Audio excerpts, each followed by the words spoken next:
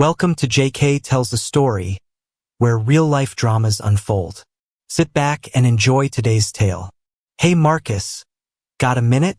Her voice cut through the fog surrounding me as I struggled to decipher a blueprint that seemed designed by someone with no understanding of manufacturing priorities.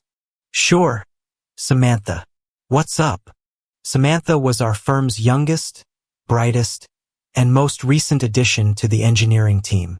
She'd graduated magna cum laude from MIT, and our automotive parts manufacturing company had quickly recruited her. Among the engineers on staff, what we called the pool, she was the one I collaborated with most often.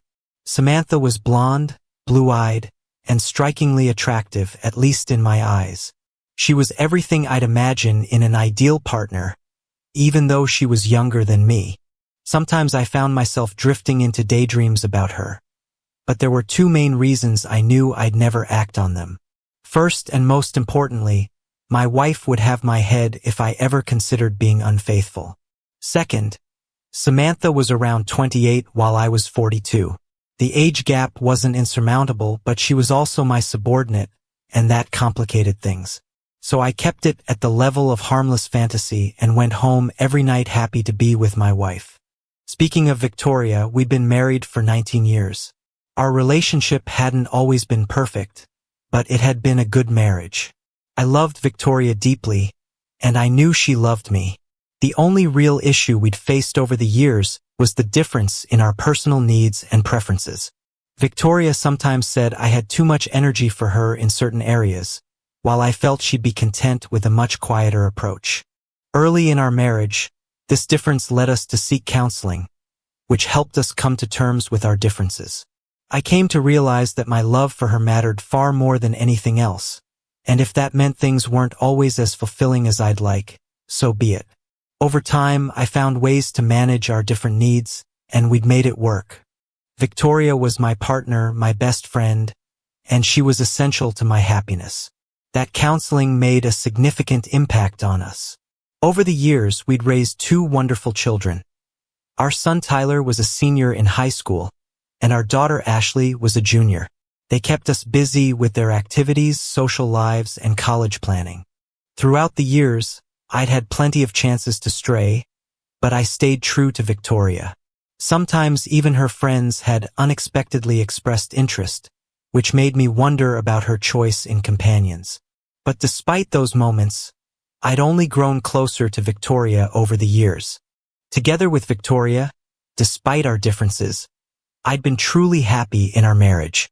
She'd told me countless times that she loved me, and she showed it every day in the care and kindness she brought to our lives. So yes, I'd say we were a happily married couple. Needless to say, Samantha, along with any other woman I might dream about, was entirely off limits. Every now and then, Victoria would tease me with a laugh, saying, "You can look, Marcus, but no touching. Never touch." If she ever caught me glancing at someone, she might give me a playful nudge. So when she was around, I tried to be subtle, but when I was alone, that caution tended to slip away. Samantha pulled my attention back to her. "Marcus, I was wondering if you could help me out with something tonight." "Sure. What do you need?" "I have some furniture I want to move. It feels too heavy and awkward for me to handle alone. I'd be happy to help you move it. What time should I come over?" "How about right after work? Victoria's in Chicago this week for those client meetings, so you're on your own. I'll make you dinner as partial payment. Honestly, I could use some company too. It's been pretty lonely for me." Samantha had broken up with her boyfriend of 3 years a few months back, and she'd been coming over to our place to talk things through with Victoria several times. They'd even kicked me out so they could have the house to themselves. Victoria and Samantha had met at a Christmas party last year and hit it off right away.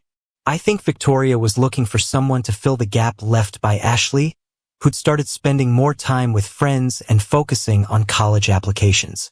Meanwhile, Samantha maybe was looking for someone with more life experience to confide in. Whatever the reason, they became fast friends, and I got used to seeing Samantha at our place or hearing about her and Victoria going out shopping or having girls' nights. One reason Samantha stayed in the fantasy realm for me, besides the workplace complications, was the fact that she was my wife's close friend. Well, Samantha, I like to go home, shower, and change after work. How about I do that first and then come over to your place? No problem. Just take a shower at my place.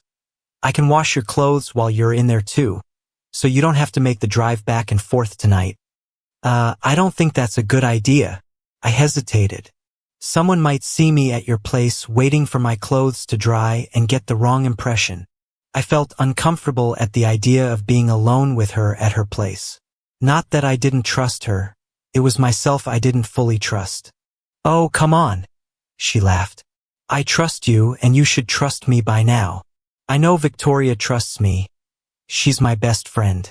Besides, you live on the other side of Cleveland, and I'd really like to finish moving the furniture and get you fed before midnight. I gave in, probably not the wisest choice, but knowing Samantha as well as I did, I couldn't come up with a reason not to. The only thing holding me back was the thought that if she knew what my daydreams about her were like, she wouldn't be nearly as trusting of me.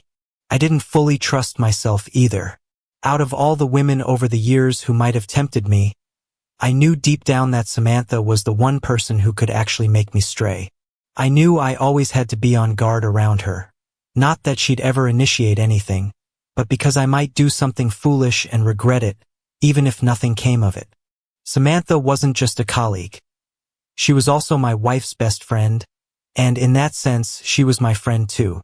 Strictly off limits. Still, in the back of my mind, warning bells were getting louder. Samantha was acting a bit different with this request. Something subtle in her tone, an inflection that felt new. I couldn't quite place it, but it made me curious. The rest of the day went smoothly, which was rare, and by quitting time I felt relaxed, maybe even a bit laid back.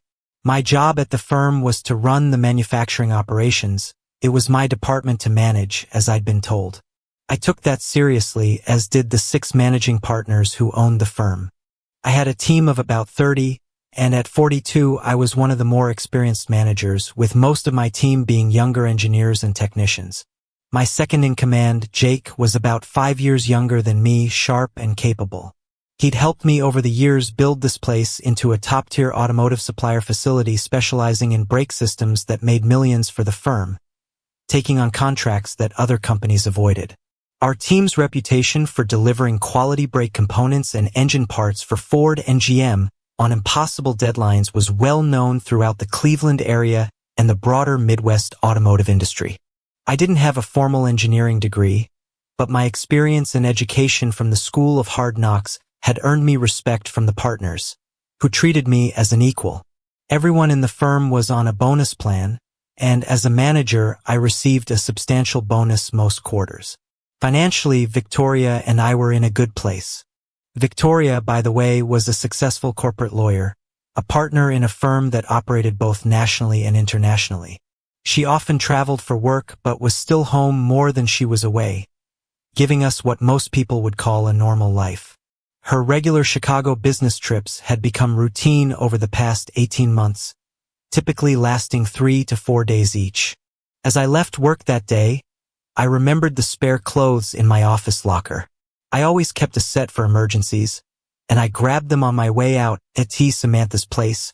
She greeted me with a huge smile, followed by a slight frown as she eyed the clothes I was carrying. "You drove all the way home?" "No, I had these in the office locker for emergencies. I figured I'd just use your shower instead of waiting for my regular clothes to dry." "Oh," the way she said it spoke volumes. Her tone was casual, but the disappointment was palpable. I felt a slight tension, a sense of unease, like there was something going on that I was missing. "Samantha, is there something going on between us that I'm not seeing?" I asked. "What?" "Oh no, really," she replied quickly, almost too quickly. "I just need your assistance, and I'm grateful you came to help me. Honest." Her voice was a little too fast, her words too rehearsed. There was something she wasn't saying. I knew her well enough to see she was hiding something, but whether she wasn't ready to share or just didn't want to tell me, I couldn't say. Now I was beginning to wish I hadn't come over. "So should I go shower first? Or would you rather move the furniture now?" Probably go shower up first, then we'll move the stuff and I'll make you something to eat. Sound good?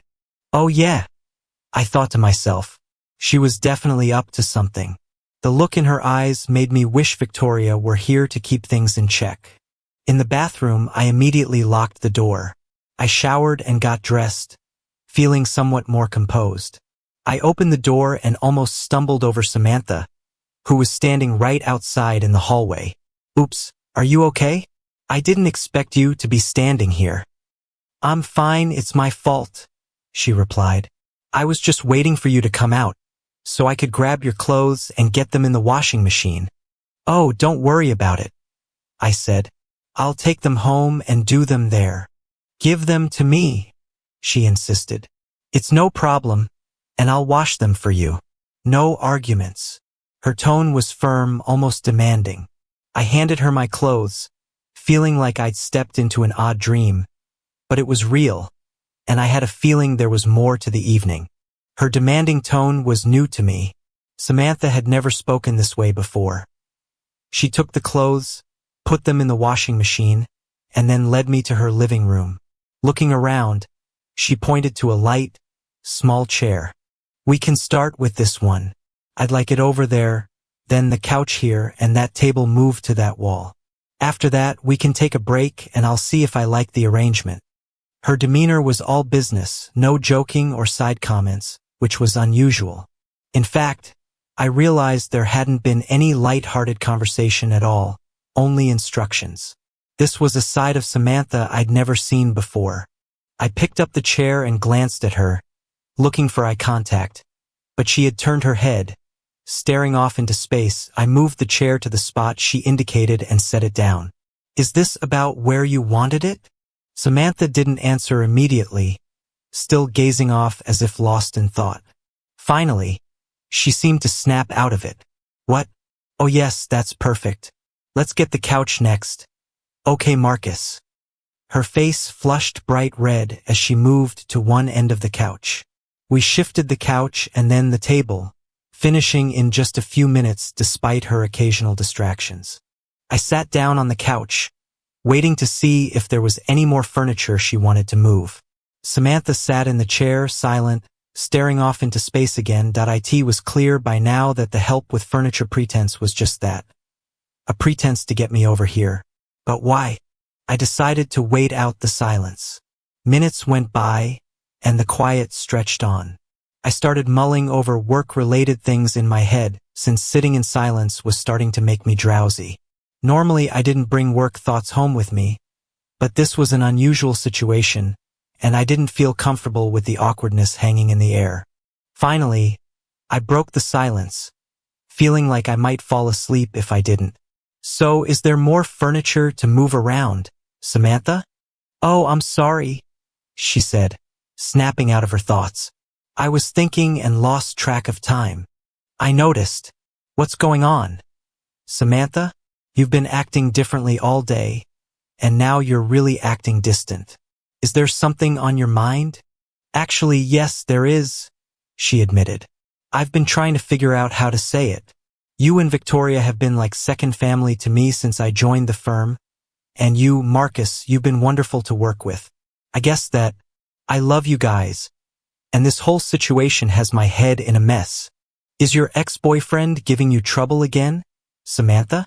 If he is, just say the word and I can mention something to Billy Joe and Red. They were pretty upset when you went through all those issues a few months back.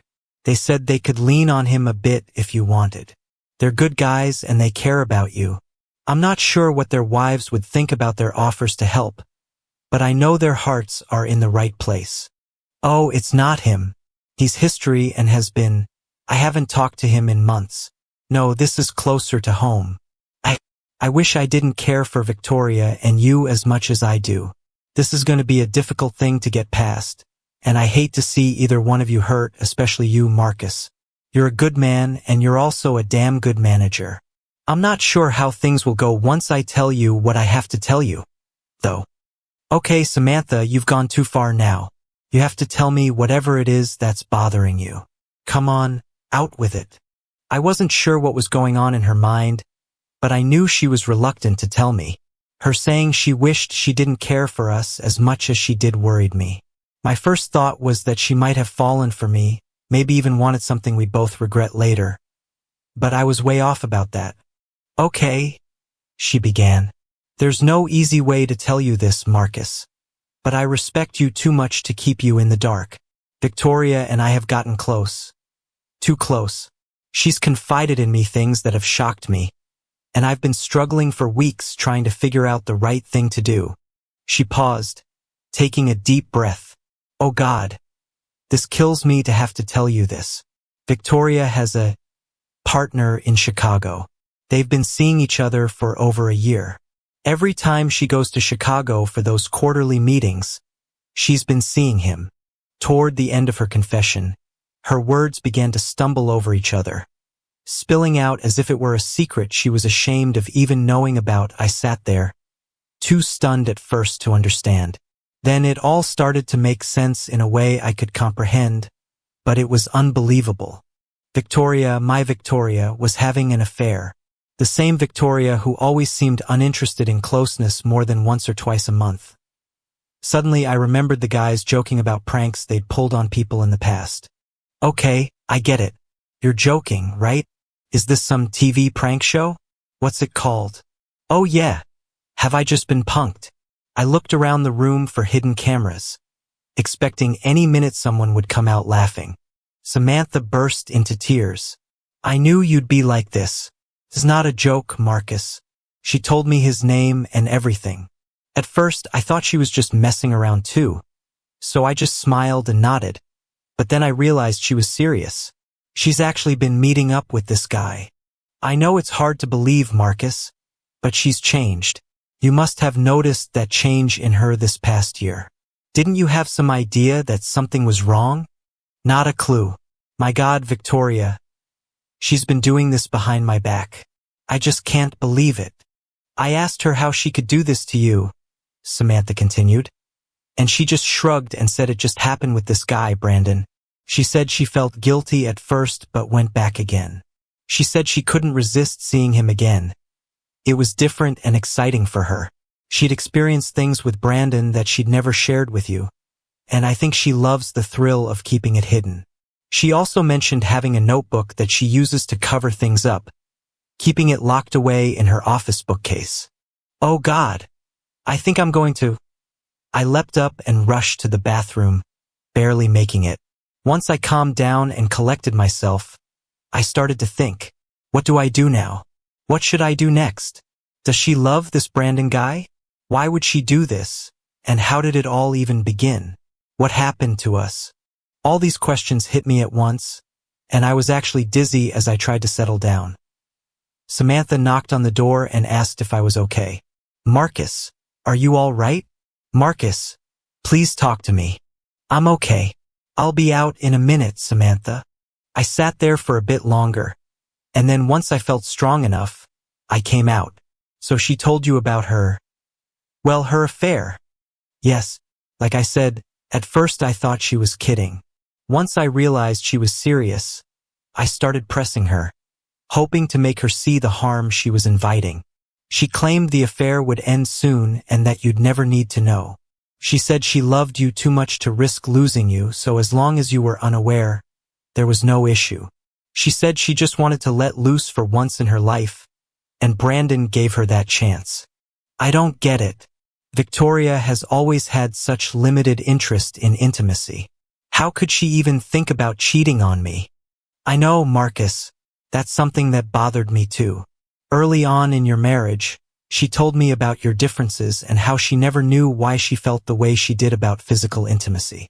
But she did say that her notebook explained things and that she'd have to keep things normal with you just like always. Her notebook? She's actually been using a book to advise her on how to keep things hidden from me.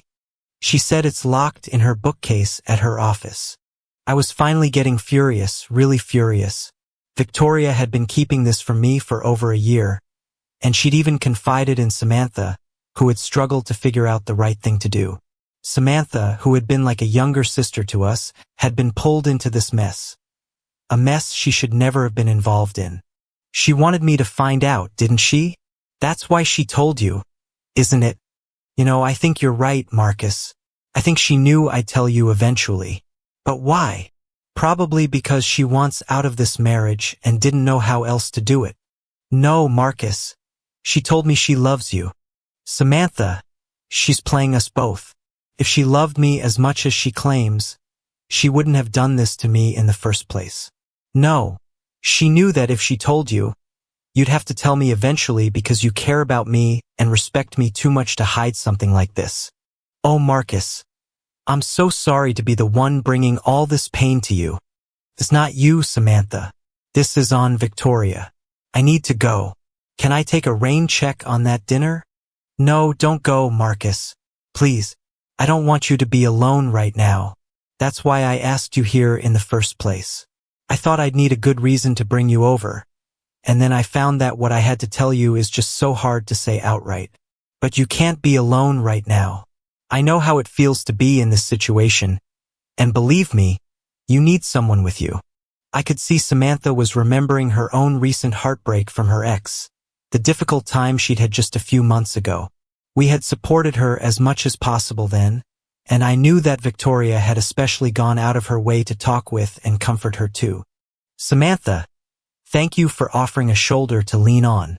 I might take you up on that later, but for now I have a few things I need to take care of. I drove home, and on the way I reflected on our years together, wondering where it had gone wrong. I couldn't pinpoint a single issue, so I figured it must have been a buildup of different things that led Victoria to where she was now. I had a mess to sort out and wasn't quite sure where to start. I knew she planned to be in Chicago for one more week, which meant I didn't have much time to work with. Once home, I got busy finding a private investigator in Chicago. I kept remembering the strange book in Victoria's office. I had to track it down and find out what it was all about. I came up with a plan to execute the next day.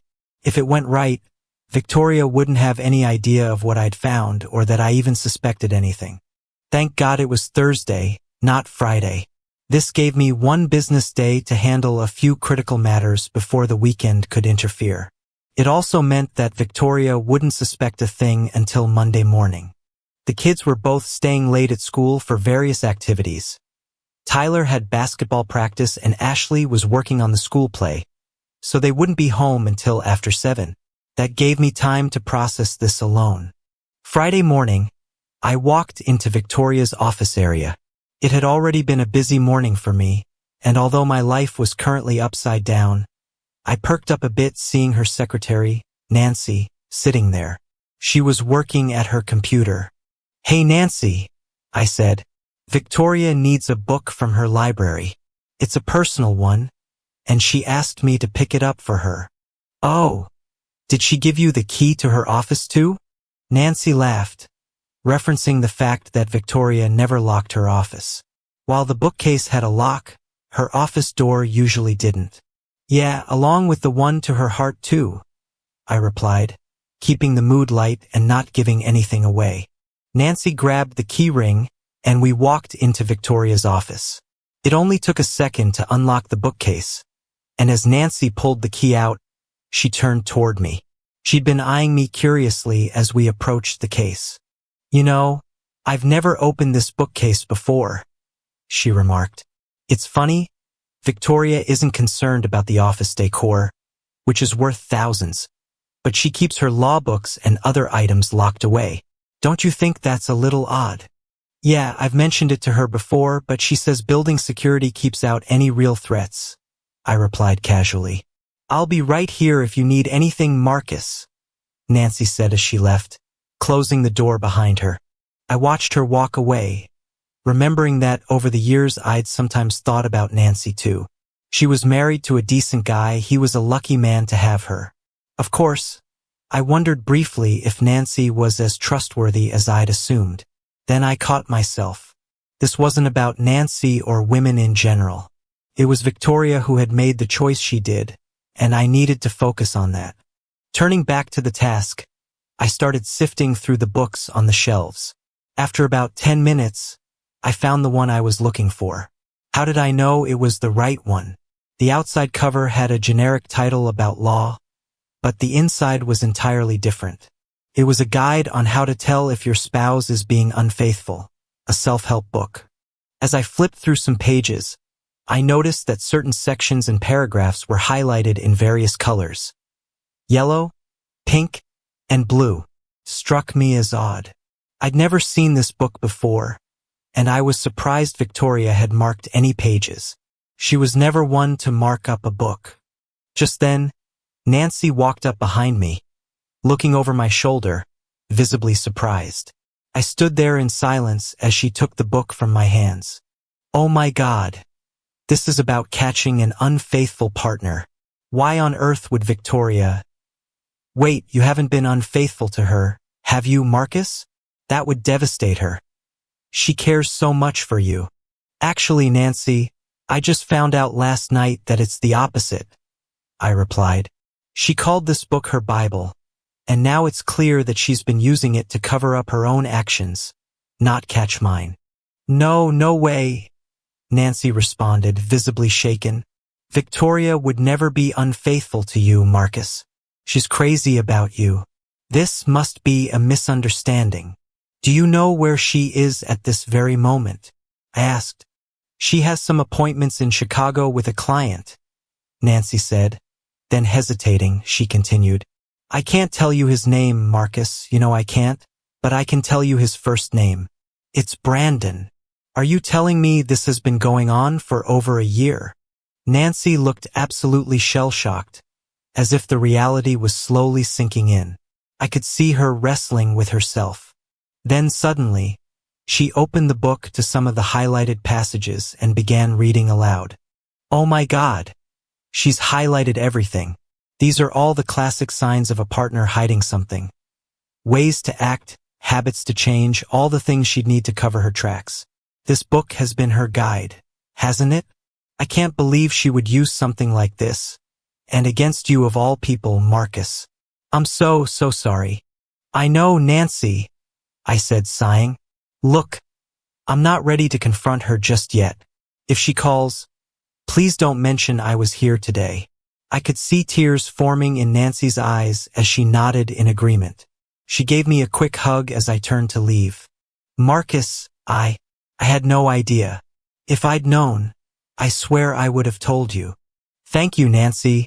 And don't worry, I won't be making any hasty decisions. I doubt anyone knows aside from those two, and from what I can see, this book practically gave her a blueprint for secrecy. It literally guided her on how to keep everything hidden from me and anyone else. If you need anything, Marcus, just ask, Nancy said, shaking her head in disbelief. I just can't believe this. I thought so highly of Victoria. Don't worry about me, I replied. Eventually this will be a learning experience, and hopefully it'll hurt less with time. You're a good person, Nancy, and you've got a good partner. Keep each other close. That's what counts. I knew my marriage was on fragile ground. I still hadn't figured out my next steps, not knowing what to want or need in a situation like this. I ended up back at work that afternoon, hoping to get something constructive done before the weekend. Later, Samantha came by my office just before closing time. Hey, would you want to talk later? I'll make dinner. You can bounce your thoughts off me. Thanks, Samantha. But I think I need to process some things on my own first. I just need a bit of time before I figure out my next steps. What about when she calls? For now, I'll keep things calm until I know my plan. I'll just act like nothing's changed. Marcus, I know you're going through a lot. You don't owe me anything, but I want to help however I can. Who knows? Maybe Victoria will realize what she's about to lose and try anything to keep you. No matter how things turn out, you'll need someone to talk things over with. Please don't shut me out now. Caved. I wasn't entirely sure why Samantha wanted to be so involved, but I had to admit she was right. I needed someone to talk to. I could see myself making some impulsive choices alone, and in my current mindset, I needed someone who'd call me out if I started going off the rails. Out of everyone, Samantha was the most likely to keep me grounded. You're right, Samantha. Thank you. I'll come by around 7:30 then. I'll have dinner warm and ready for you, Marcus. That evening, Samantha and I were sitting in her living room, talking. We were trying to make sense of why Victoria had done what she did and set it up so I'd discover it all. "Have you checked her diary for anything about this Brandon guy?" Samantha asked. "Her diary? I completely forgotten about it. I wonder, maybe she took it with her. I mean, if she even still uses it." "Oh, she uses it, Marcus. She told me that when she's out of town, she writes in a little notebook and then transfers everything into her main diary when she's back. You might have more information sitting right under your nose." "I've never read it.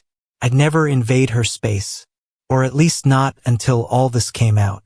Maybe now I have a right to know what's in it. I may find out she hates me or plans to leave me. Guess I should go find it and read the damn thing." "I'll come with you," Samantha offered. We drove over to what had been my happy home. The kids were both out, Tyler at a friend's house working on a project, and Ashley at play rehearsal until 9. Samantha found the diary in an old shoebox on the closet floor, covered by some shoes and other items. "Here it is. Looks like it's been hiding here for a while. Can you open it?" "Hey, you're talking to the manufacturing manager now," she said with a smile. "We'll get it open one way or another." I took a pair of scissors from Victoria's nightstand and cut the leather strap holding the diary shut. "Oh my God, you cut it?" Samantha gasped. "Yeah, she'll know I read her private stuff," I shrugged. "But honestly, by the time she knows, things will be pretty chaotic around here anyway." "Good point," Samantha replied. "Guess it doesn't matter much, does it? I do feel a bit strange doing this, though." "I know, me too. This isn't like me at all to invade her privacy. But these are unusual times." We began reading the latest entries in Victoria's diary, and the contents were eye-opening, to say the least. At one point, I had to step outside to calm down. My frustration with Victoria was boiling over. Her thoughts, written in that diary, were driving me to the edge. In her first entry about Brandon, she admitted feeling deeply guilty about betraying me. It was one of the longest entries, detailing how bad she felt and how much she knew it would hurt me if I ever found out. Yet I never saw any mention of a plan to tell me, only that she regretted it. In the second entry, she admitted that Brandon had stirred up feelings in her she hadn't been able to ignore, especially after some drinks. One thing led to another, and she had been unfaithful to me again that same week. In her diary, she first mentioned the book about infidelity. According to Victoria, Brandon was tall, dark-skinned, and attractive. He gave her attention and often complimented her. I thought that maybe he was like her dream, an ideal she'd been drawn to. I'd had similar dreams myself over the years, but I'd never acted on them. What had changed so much between us that Victoria allowed this to happen? Her diary entries showed that despite the guilt she felt about being with Brandon, one thing remained the same. She still loved me. According to her, she would die if I left her because of this. Soon enough, she'd find out if that was true. I read about how they were together twice on that first trip, and how on the second trip to Chicago, her self-restraint weakened. She met with him nearly every night that week. In her diary, she described her feelings and thoughts about it, and each time she returned home, she poured out her guilt and shame. She noted that the book helped her keep up a semblance of a normal life. As Samantha read the diary, she started crying.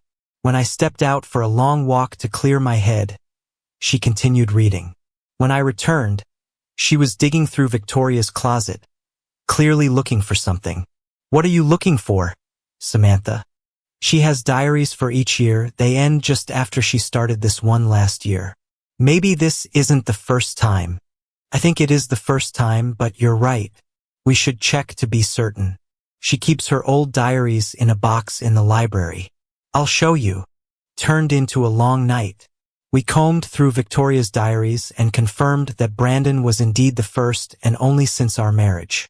There was one slip-up just before the wedding during her bachelorette party, but that had been a one-time mistake. I also noticed that the only diary with a lock was the one I just cut open. I read with care about the time she described our life together, her love for me, and even the periods when we'd been in counseling. These revelations clarified some things, but they still didn't help me figure out the way forward. I kept going back to her latest diary. It was clear that Victoria did love me, but somehow she'd been drawn into this affair with Brandon and couldn't stop herself. One thing in her favor was that she'd written that this trip was supposed to be her last with him, that she intended to end it. She had even planned to tell Samantha everything, hoping that confiding in her friend would give her the strength to finally break things off with Brandon and return fully to me. She seemed to believe that if Samantha or someone else knew, she'd find the courage to stop. This was a big risk, trusting Samantha to keep her secret and hoping Samantha would remain her friend despite knowing everything. By the time we finished reading around 2 a.m., I was drained. I asked Samantha to stay the night, and she agreed, settling in Ashley's room while I took the guest room. My usual bed, the king-sized one in the master bedroom, seemed to mock me, reminding me of how fragile my life really was and how quickly things I thought were solid could dissolve.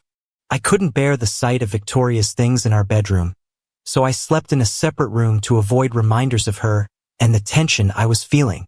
I woke up around 10 and just stayed in bed, trying to gather my thoughts. My mind was restless, jumping from one thought to another without any real focus. Then a knock at the door interrupted the spiral. "Hey, sleepyhead, you want some breakfast? I'm making eggs, bacon and toast," came Samantha's voice, slightly muffled through the door. "Hey Samantha, yeah, I'll be down in a minute or two. I want to shower first." "Okay, Marcus, you doing all right today?" Her concern was evident, and I was grateful to have her around. I wasn't sure how I'd be managing without her support. She'd been a huge help, and I owed her for sticking with me through all of this. "As okay as I can be, considering," I replied. "Yeah, figured as much. See you in a few then." After my shower, I threw on some cutoffs and grabbed a tank top, which I slung over my shoulder, and used a towel to dry my hair as I walked into the kitchen. Samantha glanced over, then did a double take. "What?" She stopped mid-sentence and just looked at me, making me feel suddenly self-conscious. I glanced down, trying to figure out what was making her stare. "What, Samantha? Is something off? Do I have something on me?" I asked, half joking, half concerned. "Oh no," she stammered, blushing. I didn't expect." She seemed a bit embarrassed, which only added to my confusion. I was trying to make sense of what had just happened. I hadn't realized until then that Samantha had never seen me dressed casually like this. My wardrobe usually consisted of work shirts and jeans. I guess showing up in cutoffs was surprising to her. Maybe I should go back upstairs and throw on something else," I offered. "I might be a little underdressed here." "Oh no, you're fine," she said, blushing even deeper. "It's just I didn't know. I hadn't realized you, kept in such good shape."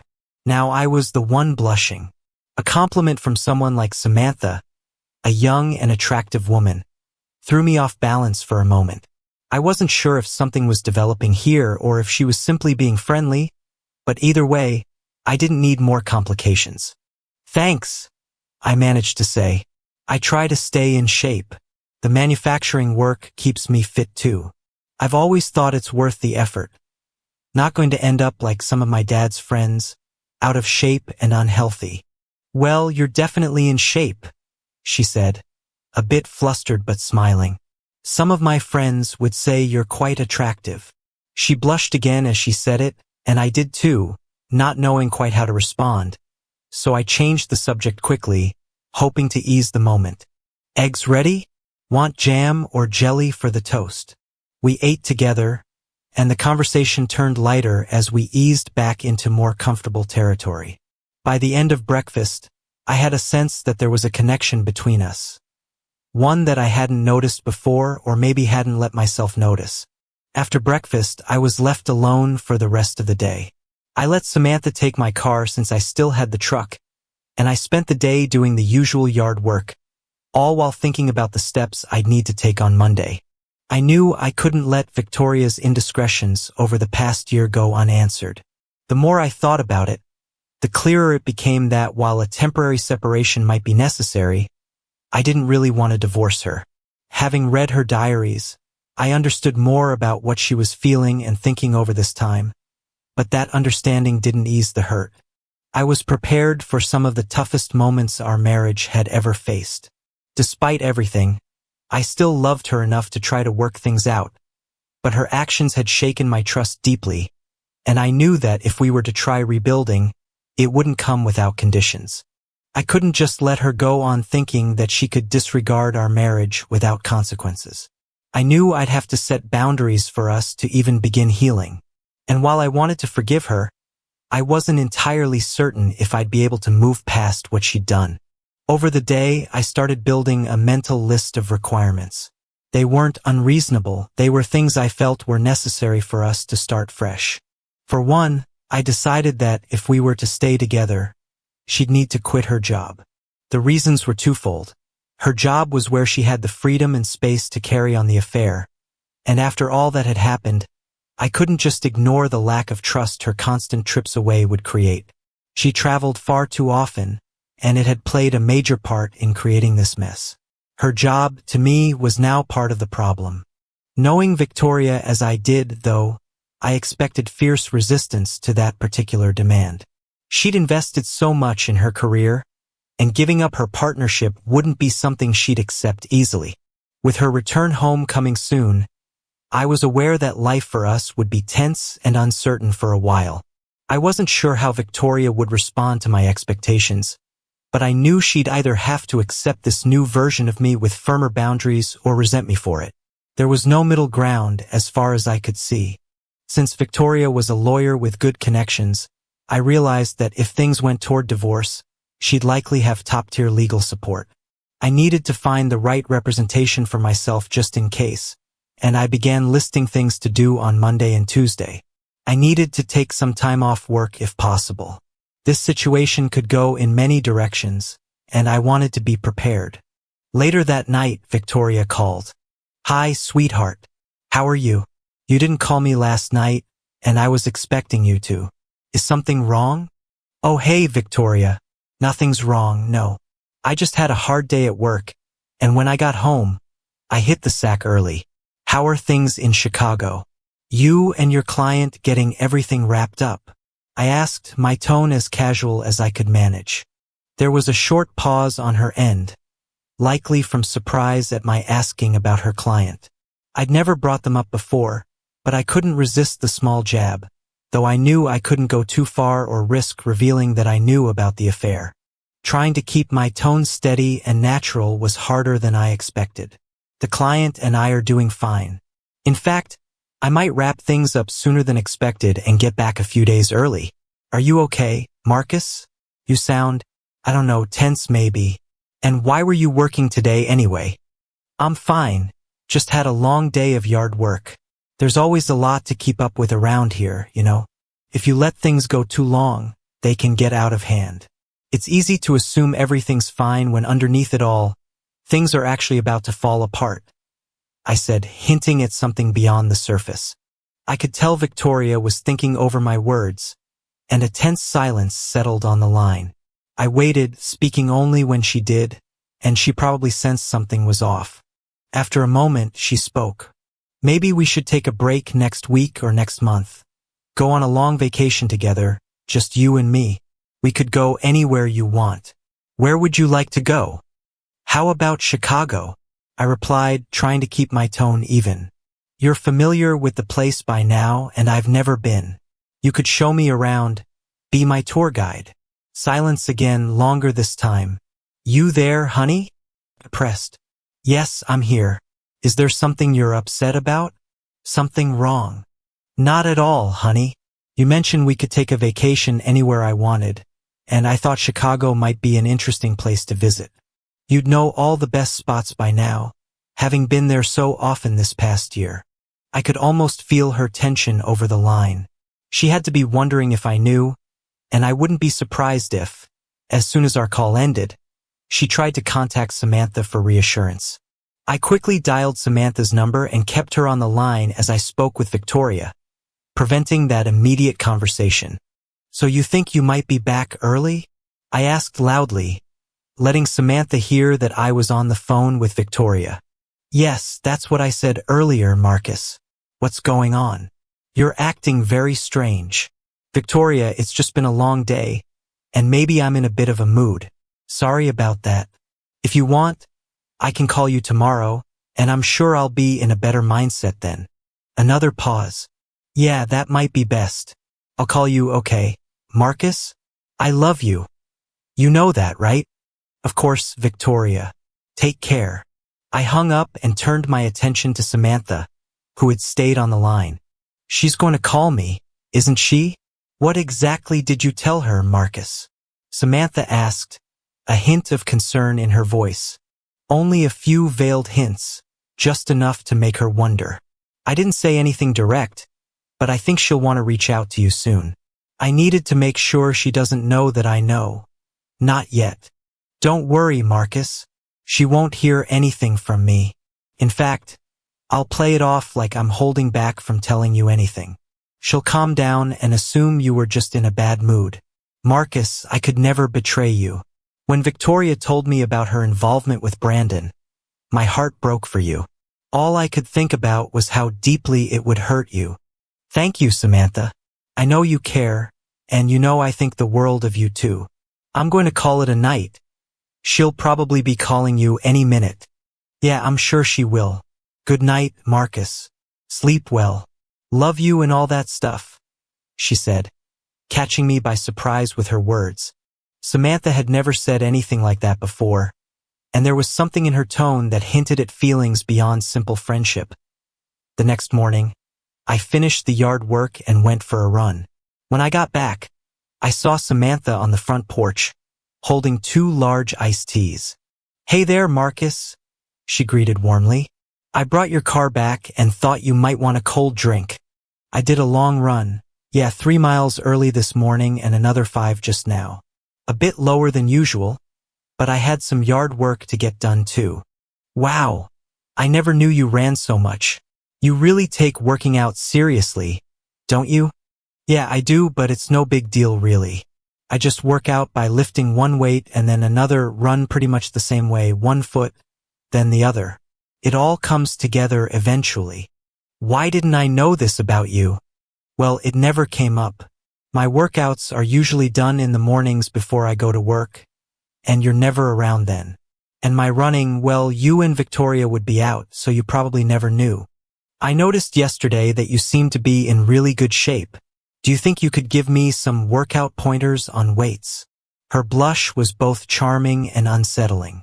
I could sense where this was headed, and I wasn't sure it was a good idea. Victoria's cheating had already complicated things enough, and I wasn't about to make matters worse. Samantha was standing right there, and I could tell this was headed somewhere. Somewhere that could change everything. "I'm not sure giving you pointers on weights would be a good idea right now. Maybe after things all get settled." "Yeah, that's probably a good idea," she replied, though I could see disappointment on her face alongside something like anticipation. She was younger than me, and I kept telling myself that, though it was getting harder to ignore that feeling building up inside me. "So what brings you by my place, other than returning my car? I thought you might want to talk about your plans for the week. I'm available to help you with anything you need. I can even take some time off work." "Samantha, they need you there right now. When I go in tomorrow and ask for the next 2 or 3 weeks off, they'll really need you there. You're one of the key engineers who knows what's going on in that facility. You're the only one in management that Jake and the others really listen to. But you'll need my help, Marcus. I can't let you face all this alone. I care too much about you. That's what's been worrying me, Samantha. I get the feeling you may feel more for me than I'm able to accept right now. There's our age difference for one thing, and then there's the fact that you're Victoria's friend. Besides, I may want to try and salvage what I can with Victoria, and I don't want you getting hurt in the process." "You can't hurt me, Marcus. How could you tell anyway?" "I wasn't sure at first, But after thinking about it last night, I knew. Then you should know that I do love you, yes, in that way. If you'd ask me, I'd go anywhere and do anything for you. Anything. That's how I feel, and I can't help it. I love you too much to let you get hurt like this. It's unbearable to see how Victoria's treated you. Samantha, you're a wonderful and appealing young woman. I have often wished I were younger and single, honestly. But right now, I don't think this situation would be good for either of us. If Victoria and I did reconcile, I wouldn't want us to look back on something with regret. I also don't think a relationship would work well at work. I'm not sure we'd get along in other areas either.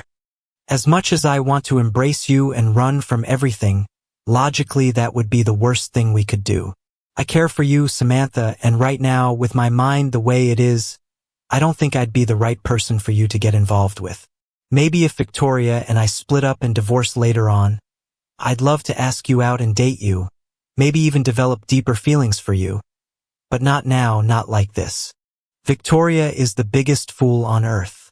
She has a great man like you, and she's taking an incredible risk. She has to know that she could lose you over this. She has to know that she's treated you badly. She has, and you, Marcus, are the most honorable person I've ever known. You know you could be with anyone, yet you're staying true to your vows. I admire that so much. God, I care about you so much. Samantha pressed close to me, and for a brief moment, she embraced me tightly. Then, pulling away quickly, she ran, not walked down the sidewalk out of my sight. I saw tears in her eyes as she left, and my heart twisted painfully. I wanted to chase after her, but that indecision kept me from doing it. It had been such an intense weekend, so opening and life-changing. Monday would bring hard changes I hoped I was ready for. I'd made some tough decisions, the first being the legal aspect. A separation. I wasn't going to file for divorce yet, but a legal separation would give Victoria and me the time we needed to see if we still wanted to be together. I knew most separations led to divorce, but I needed to know in my heart if I still loved her enough to try to make things work. If not, we'd need to divorce. Both of us had to be on the same page, and I truly wasn't sure where I stood yet. I didn't know how Victoria would feel after I presented my ultimatum. The next 3 days passed quickly, and although I took time off from work, I still managed to address some pressing issues. Samantha called several times each day, either about work or about the situation with Victoria and me. Meanwhile, I checked in with the private investigator I'd hired on Friday. I wanted to know if they'd found anything yet. They assured me they were still on it, though they preferred more time. They promised that if something was going on, they'd find out, and my offer to pay whatever it took seemed to motivate them. I was eager to learn what they discovered over the weekend. The lawyers were a bigger challenge. After some searching, I reached out to a family law firm located out of town that had been recommended to me. After confirming they had no connections to Victoria's firm or colleagues, I hired them. They began drafting the necessary paperwork for a separation agreement and, just in case, had divorce papers ready as well under Ohio law, which required a waiting period we needed to consider. At home, I started packing up some of Victoria's things and organizing them in the garage. She would be the one to move out, not me. I'd worked too hard and for too long to buy this house and make it a home, and I was determined not to lose it in a divorce. I also hoped that if Victoria saw how much she stood to lose, she might think twice about what could happen if we ended up divorced. Tyler and Ashley noticed the tension when they were home and asked several concerned questions about what was happening between their parents. I told them their mother and I were going through some difficulties and might need some time apart to figure things out. Ashley took it harder than Tyler, asking if it was her fault, while Tyler tried to act mature about it, though I could see the worry in both their eyes. Wednesday arrived, cloudy and chilly. Victoria had called me Tuesday night, telling me she'd be staying the full week. I knew the detectives were supposed to call me and arrange to send the findings to me and my lawyers today, so Victoria's late-night call had only added fuel to the fire in my heart. I drove into the city to pick up the paperwork on our separation from my lawyers. Later, on my way home, I stopped by work for a quick check-in. The facility was running smoothly, as always. Samantha was at my desk, working on some drawings when I peeked around the corner. She smiled and said, "Wow, leave for a few days and look who's taken over my desk. Marcus, I'm so glad to see you. Can we talk later? It's about Victoria." "Yeah, my place. I'll be home with no plans to go anywhere. I'll see you after work." She had been standing when I entered the office. As I turned to leave, she jumped up, gave me a quick hug and a kiss, then sat back down. "Whoa, what was that for?" I asked, surprised. "Just wanted you to know I still feel the same way about you, about us." Luckily, no one had seen us kiss or hug, but it had been close. Jake walked into the office just seconds after Samantha sat back down. "Hey, I thought you were on vacation, Marcus. What's up?" "Just stopped by to check on things. You experienced engineer?" I said with a grin. "Man, having Samantha here really keeps things running smoothly. She's much easier on the eyes than you are. Smells better too." Samantha winked at me and smiled as Jake laughed and shook my hand. I left, knowing the facility was in good hands. My drive home had me wondering what Samantha wanted to tell me. It seemed Victoria had called her, and I was curious about that. At home, the phone rang. It was the detective agency. "Mr. Thompson?" "Yeah, this is Marcus. We've got what you need. I've emailed you the report and some JPGs. The full report, along with DVDs of what we've got, is being sent via express mail. You should have it tomorrow according to the shipping papers. You might want to make sure you're in the right state of mind before you look at it. Do you have someone nearby just in case you need support?" "Yeah, I've got someone here. I'll be fine. Thanks." "All right. Thank you for your business. Sorry it turned out this way." I sat down, thinking I should check my email, but decided it could wait. I couldn't bring myself to look at it just yet, especially if it was about something I already feared, something we both knew Victoria shouldn't be doing. A little later, I heard Samantha walk in. We had long ago stopped with the formalities of knocking, so I knew it was her. If it had been Victoria, she'd be shouting about how much she missed me and making a big scene. "Marcus, you here?" she called as she entered. "In the kitchen." "Hi, how you holding up? I got the report from the detectives a bit ago. Haven't looked at it yet. They said thanks for your business and sorry it turned out this way, so I expect it's not going to be good news." "We knew that already, though. Shall we go look at it?" "I guess," I said. "I don't really want to see her doing it, but it'll come out eventually. Might as well get it over with." I felt resigned to what was coming. Samantha seemed upbeat despite everything, and I couldn't help but wonder why. Once online and in my email, my worst fears were confirmed. Seeing Victoria in the arms of another man was unbearable. At first I raged, then I cried, then I just felt numb. The rage returned, and I suddenly wished I had pushed for the divorce instead of just a separation. Samantha was there beside me through it all. She hugged me, cried with me, and even raged with me, but there was something she was holding back. I could tell there was something she knew that she wasn't telling me. Finally, she spoke. "You know, Victoria called me Monday night. She was worried about you and was asking how you'd been lately. I told her that you seemed preoccupied with something. She didn't like that, but she didn't understand what you could be so concerned about. Even though she told me she'd been dealing with that person in Chicago, she didn't seem to want to bring it up with me again. It's strange, isn't it? I mean, she shared it with me, but now she seems to want to forget that, you know.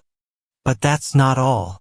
Toward the end of the call, she mentioned that she thought you might have figured out something was off with her Chicago trips. What did you say to her then?" "I told her that she deserved whatever happened if you found out about her situation, but I didn't think that was what was really bothering you." "So what was bothering me then, Samantha?" "I didn't tell her this, but I think what's been bothering you is me." "Oh, really?" "Yes, really. I think you're afraid to let go with me. I think you're worried that if we do something together, like take things further, you might have stronger feelings for me than I have for you." I think you're concerned that our age difference would make things impossible. I think you have a lot on your plate right now, and thinking about us has become secondary, with everything else taking priority. I was stunned. This was a side of Samantha I didn't know. She really shocked me with how strongly she made her point.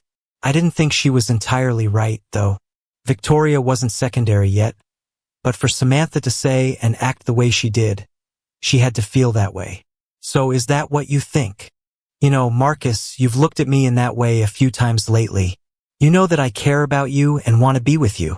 Yes, I have feelings for you. You can't deny that, can you?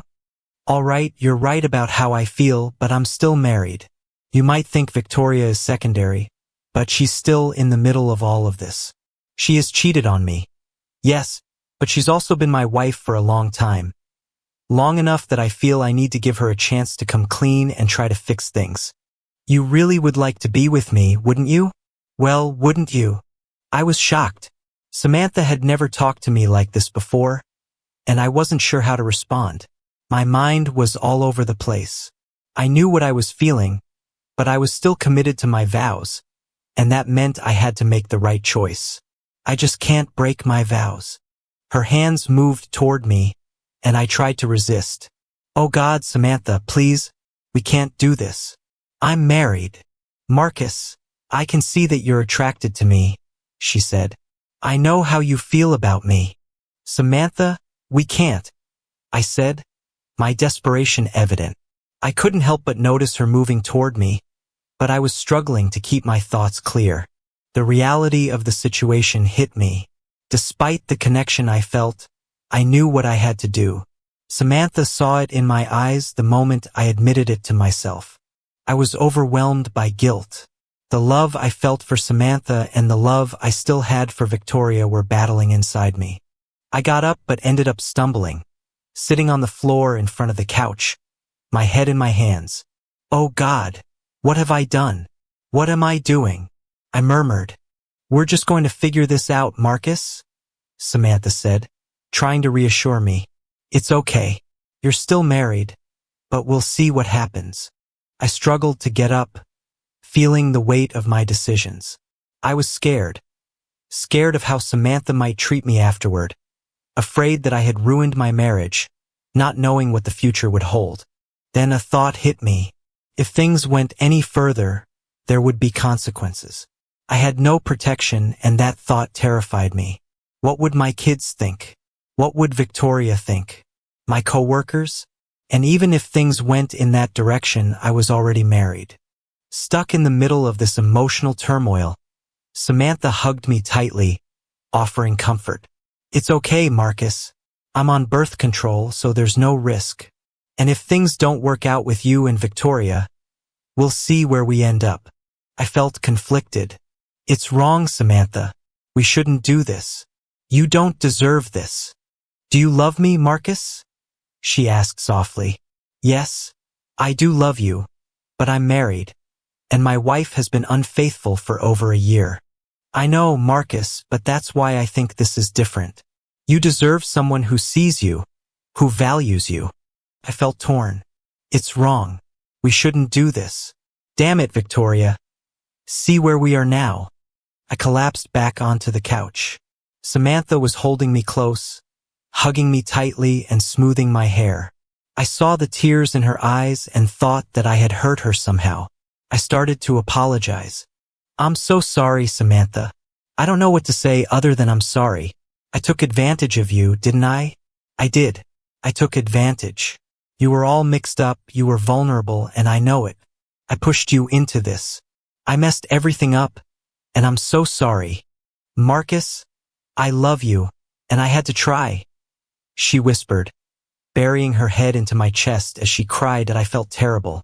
I felt love and pain all at once. I was overwhelmed with so many emotions that my head felt like it was about to explode. The ringing of the phone almost went unnoticed in our state. With Samantha still in my arms, I barely heard it, but the sound broke through my thoughts.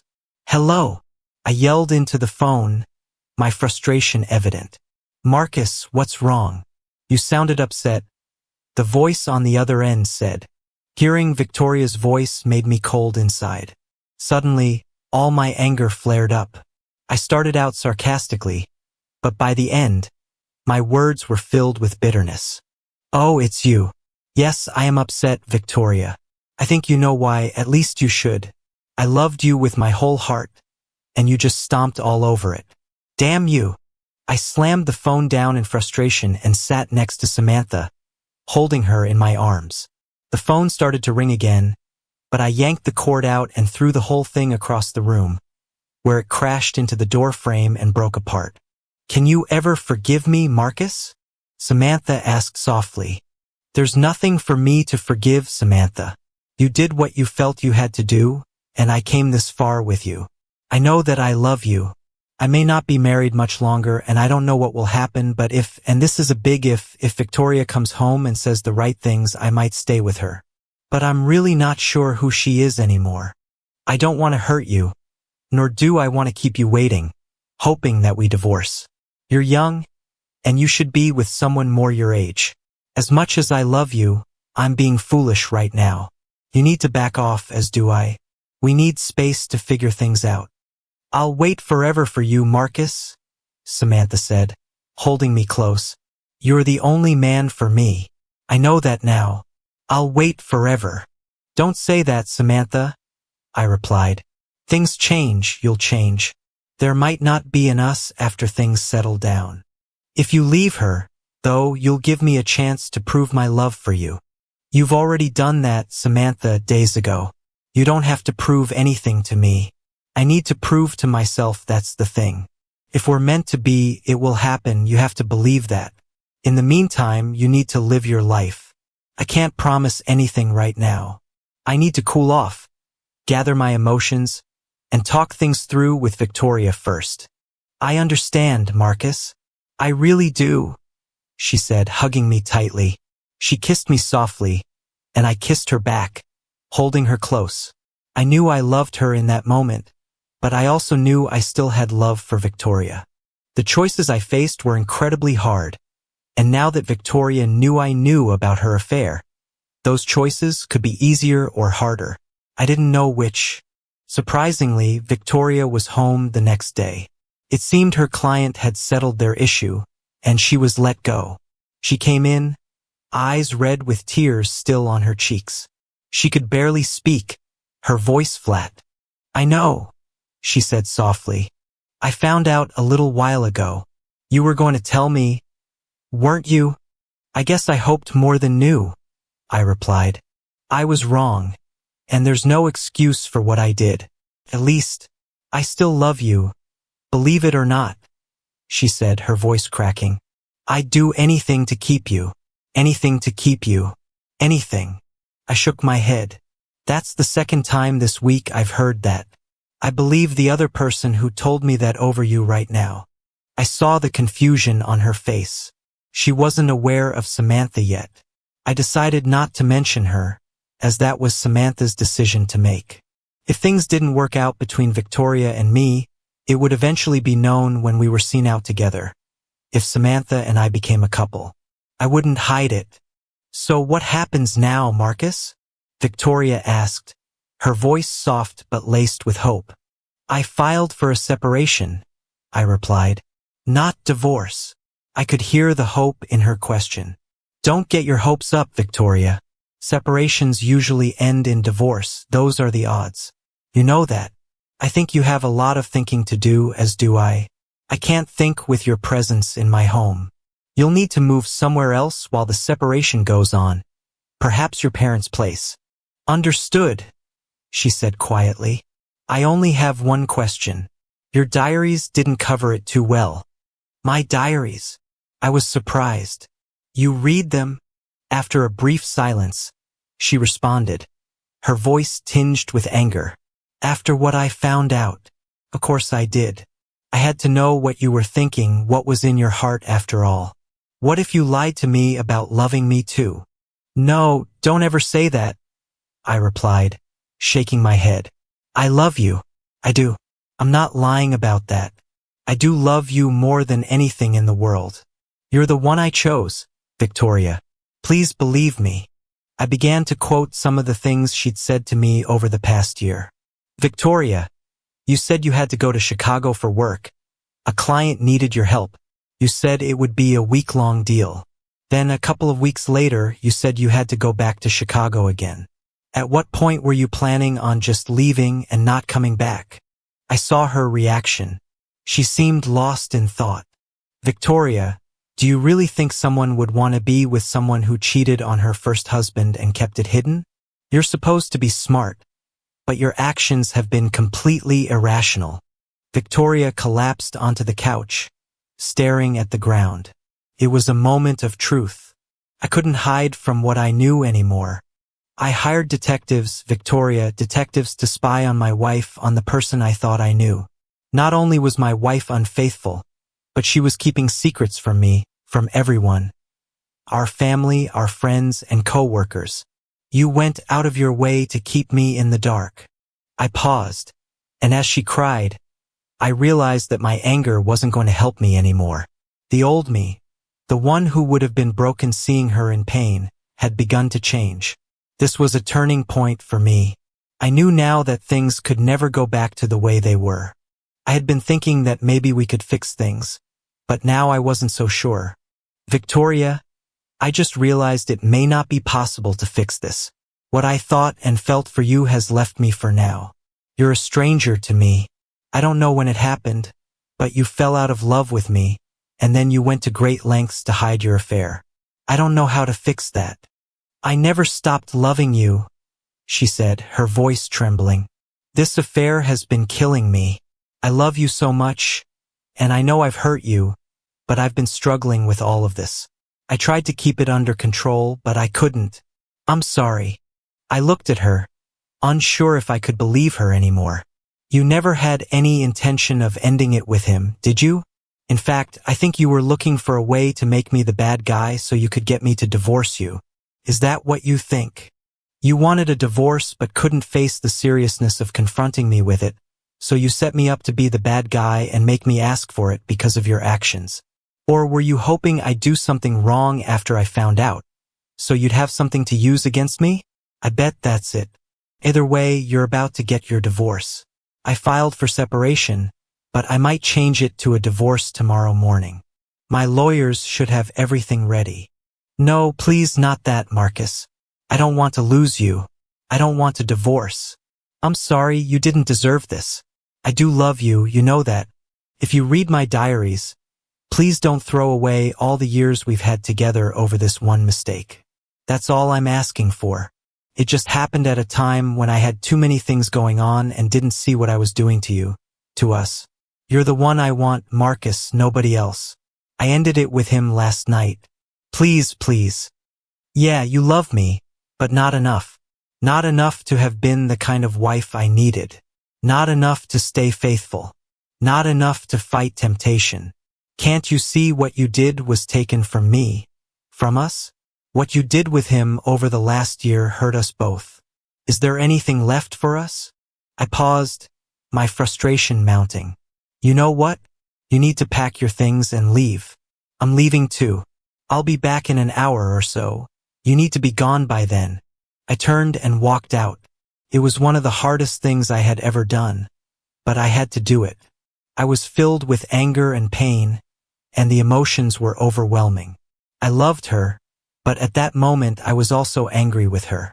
As I walked out, I could hear Victoria calling after me, pleading with me to stay and talk, but in my mind, all I could think was, what is there to talk about?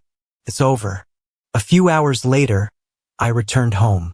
Victoria and her things were gone. I checked the garage and noticed that most of her things were still there, but a few boxes had been taken. I went back inside and sat at my desk, my mind numb.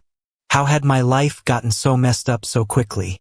Just 3 weeks ago, I had been a happily married man with a great wife, a wonderful home, and good friends. Now everything seemed like it was falling apart, and I couldn't make sense of it. I remembered holding Samantha not long ago, and even just the thought of it made my emotions stir. I had held someone close, and yet I had refused to let things go too far because I still believed in my vows. Why hadn't Victoria held to hers? I didn't understand how we had gotten here. I didn't sleep at all that night. The next morning, Samantha stopped by on her way to work. I could see the questions in her eyes, concern, care, and other things I wasn't sure how to interpret. It was an awkward visit. "Hey Marcus, I thought I'd stop by and check on you." "Morning, Samantha. Kind of early for you, isn't it?" "No, not when someone cares for someone like I care for you." "How did things go last night?" "She moved out, took her things and left. I don't know where she went, and to be honest, right now I don't care." "Yes, you do. You love her, Marcus. I can see the pain in your heart just by looking at your eyes." "Well, it does hurt, Samantha. You know that." "I know. Have a good day at work. Okay?" "Okay, I will. Are you going to be all right?" "You know what? I think you need to get out tonight, maybe have dinner. How about I stop by after work, and we go out to that new steakhouse downtown near the West Side Market? I don't think it'll be much fun." "We can talk, Marcus. I'm here for you, but you have to want to help yourself in this too. Victoria cheated on you, and you need to figure out what you want to do. It'll help you, though. I'll be honest with you. I care for you more than a little, you know that. I try to be as honest and straightforward as I can, but I can't promise that I won't get too close to you every chance I get. Just so you know. That's why I don't think it would be a good idea for us to be together much, Samantha. I love you too much to hurt you. I'm afraid that if Victoria and I get back together, you'll be hurt. I can't stomach the thought of doing something that would hurt you like that. So what? We avoid each other until things are either fixed or not. We pretend that we don't care for each other? We pretend that our feelings for each other are nothing? I can't do that. I care for you, and I know you're hurting. I know you've been terribly hurt by Victoria. I'm still married. I still love her. Damn it! I shouted, and my outburst was unexpected. Samantha jumped, startled by my anger. I immediately regretted it, but what was done was done. I'm sorry, Samantha. I'm about to explode, and I need to do something to work it out of my system before I do. Tell you what, how about we have dinner at that restaurant the day after tomorrow? Sound good? I wanted her to know it wasn't her I was angry at.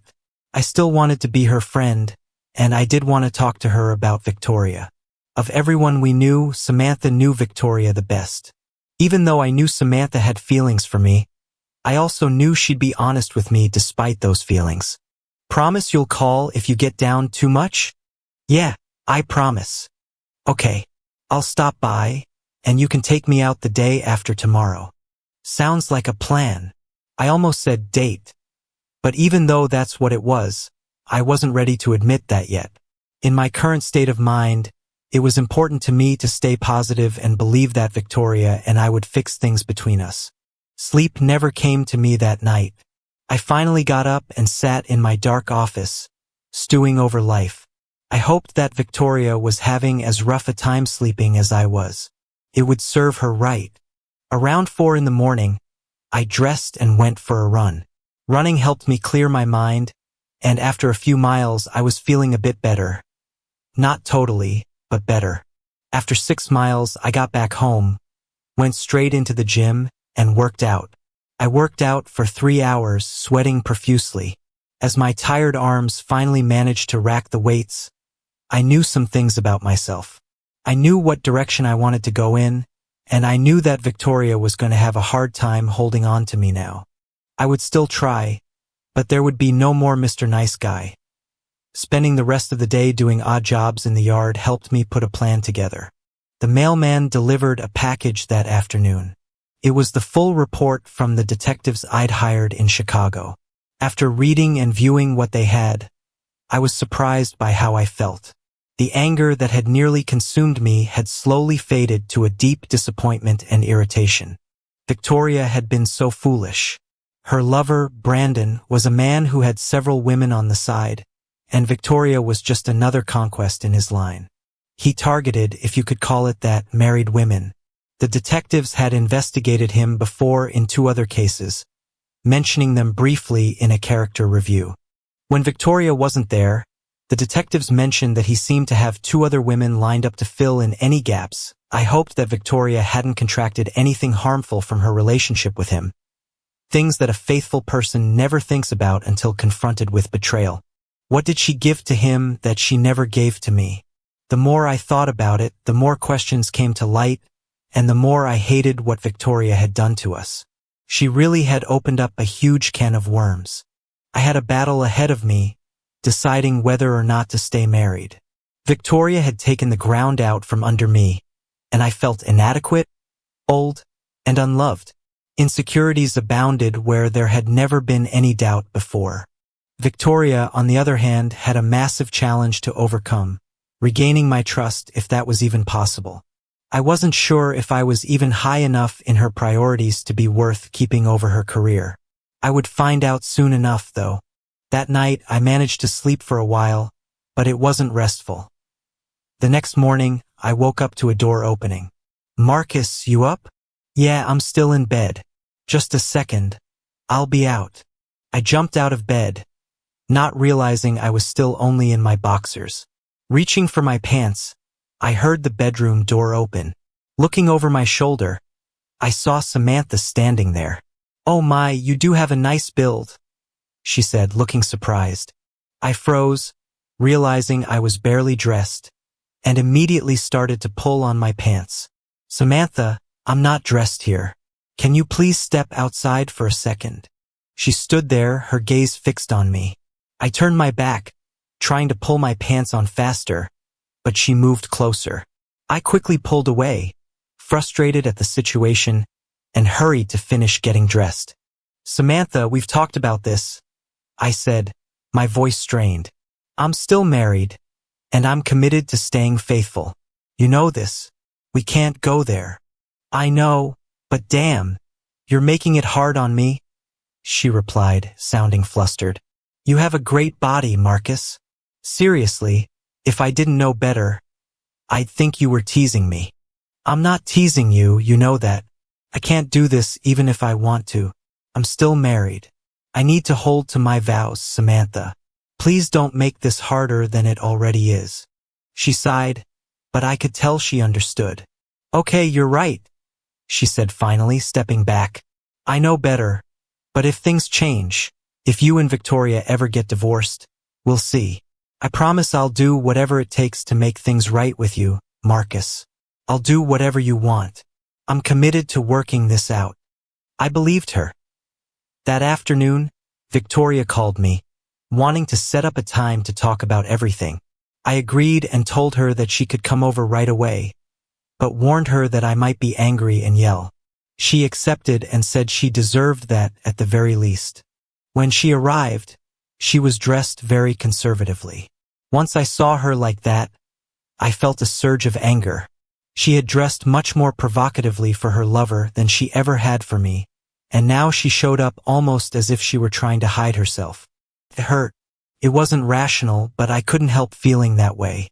She could dress in a way that attracted him, but not for me. I understood that she probably didn't know how I would react to seeing her dressed up, but it still stung. "Cup of coffee?" I asked, trying to calm myself. "Yeah, please," she said and sat down in her usual seat. I poured her coffee and sat across from her. "First of all, I'm so sorry, Marcus," she began, her voice trembling. "I truly am. I know that isn't much, and it probably sounds hollow, but I never meant to hurt you. I never meant for you to find out. It was over before I saw Brandon again. He and it was just an affair. That's all." "Oh, that's a relief," I said, my voice thick with sarcasm. "I'm so glad you didn't want to bother me with offering yourself in the way you did for him. I'm so relieved that you didn't feel the need to be special for me either. Thank you for sparing me from that." "Don't be like that," she said, clearly hurt. "I know I messed up. You have no idea how much I regret it, Marcus. You're the one I love, and I am sorry." "No," I snapped. "You started this. You say that you love me, but how do I know if you're being honest? You say it was over when you went there, but if it was, why did you keep seeing him? Why did you keep going back? If you knew it was over, Why didn't you stop it right away? I paused, my anger bubbling up again. You did things with him, things that you never did for me. She was quiet, fighting back tears. I could see them welling up in her eyes. What will it take to keep you, Marcus? What do I need to do to save us? I've thought long and hard about this, Victoria, I said, my voice cold but determined. And I have a few things that I'm going to require of you. And those things are non-negotiable. Are you sure you want to hear them? Yes, I'll do anything, Marcus. Anything to make it right. I'll do whatever it takes, she pleaded. Don't make promises you may not want to keep, Victoria, I said. I'm not making promises I won't keep, nor am I making promises I won't want to keep either. Okay, then here goes. These first ones, as I said, are non-negotiable. These are the things you have to do if you want to stay together. Number 1. You need to quit your job. Victoria's shocked expression told me that this was something she had never imagined I would ask. Quit my job? I won't quit my job. I've invested too many years into it. I'm a partner, for Christ's sake. I can't quit my job. I remained calm in the face of her storm. I had thought this through, and so far she was reacting exactly as I had expected. Then our talk is over. Quitting your job is the one thing I will demand of you. This is a do-or-die situation, Victoria. If you want me, you'll have to quit your job. Period. End of discussion. Now, since you won't quit, I'll just call my lawyer and have them start the proceedings for the divorce. I knew she wouldn't realize how serious I was, but I had hoped that she would at least admit that her job played a part in the situation in the first place. Wait, you just hit me with quitting like that. That's unfair. I've worked so hard over the years. Getting that partnership was one of the hardest things I've ever done. You know that. Why do I have to quit my firm? It's because your job is how you were able to be in the position where you cheated on me in the first place. I trusted you. I trusted you, and you walked all over that trust. You had every opportunity. Your job gave you the time and the space to cheat on me. I can't accept that. Your job is the reason all of this happened. You either quit or I'm gone. Just like that. Exactly like that. You can't negotiate this with me. I need you to be home for a while. I can't trust you to be around men all the time. I need to know where you are, not all the time, but for the foreseeable future. I can't trust you, Victoria. You've lost that trust, and you have to deal with it now. Quit my job? Oh my God, what have I done? You know exactly what you've done, Victoria. Now you have to pay the price. I can't trust you. I hate your job because it was the reason you were able to cheat on me. I can't accept you working away from home or away from me now. You brought this on yourself, not me. Remember that. She shrank before my eyes. I knew how important her job was to her. She had worked hard to gain respect there. She was an important part of the firm. But this was the big issue, the one thing I figured she'd never allow. Oh, Marcus, I've really messed things up, haven't I? Yeah. To put it mildly, you certainly have. Quit my job. I'll have to think about that one. There's nothing to think about, Victoria. You quit, and we might have a chance of making it through this. You don't quit, we're done right away. I know this is a surprise to you, so I'll tell you what. You go to your place and take a few days to think it over. We'll get back together on Saturday, and if you're willing, we'll discuss the rest of it. Just know this, your job is gone if you want to keep me. That's a requirement. No negotiation. I really hurt you. I've changed. I can't believe you'd want me to quit, but then I can see why you would too. I'll let you know Saturday. I'll call before I come over. Good idea. But if you won't quit your job, there's nothing more to discuss. The lawyers will handle the details. By the way, I have a pretty good firm representing me, I said, handing her the business card my lawyer had given me. When she saw the name on the card, she jumped. Her face went pale. Why them? She asked, her voice shaky. They don't have any connections with your firm. They're also your biggest competitors in Cleveland. I feel I can trust them far more than I can trust my own wife now, I said quietly. It seemed like a thought left unspoken, but the look she gave me made me feel like she might have been thinking something along the lines of, "I only wish you'd never had to go there." Of course, I could have been wrong. After all, she had a second life I knew nothing about for the last year. "Oh, Victoria," I continued. "Just so you know, I had detectives follow you in Chicago, and they've sent me their report. My lawyers have a copy of it. We'll send you what I have too." "Detectives?" she asked, her voice incredulous. "You really hired detectives?" "You left me no choice," I replied, my tone firm but not harsh. "I'm sorry that. There's nothing more to say right now, Victoria. Go think about what I've told you, and we'll talk Saturday if you're willing to meet my requirements." She left without another word, and I was alone with my thoughts again. That evening, Samantha and I went to dinner. She wore a dress that was nice and stylish, and we were seated at our reserved table. The waiter had Samantha sitting across from me in the booth, but once we settled in, she slid around until she was right next to me. We talked about things that didn't involve Victoria or work, just getting to know each other better. I thought I knew Samantha fairly well, but I quickly realized I hardly knew anything about her. "So you like music?" I asked casually just to see what kind of music she liked.